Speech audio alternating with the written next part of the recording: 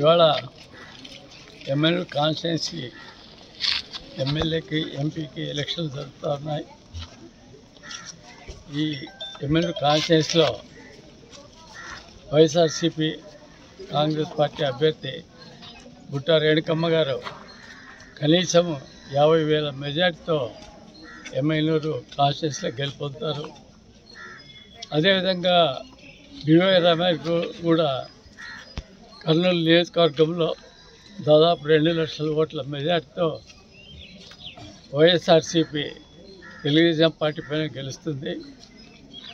ఈ విధంగా కాంగ్రెస్ పార్టీ మొత్తం కర్నూలు జిల్లాలో కూడా అన్ని కాన్స్టిట్యున్సీలు 7 గెలిచి ఒక వైఎస్ఆర్ జగన్మోహన్ రెడ్డి గారికి ఇది ఒక కంచుకోటగా నిరూపించబడుతుంది.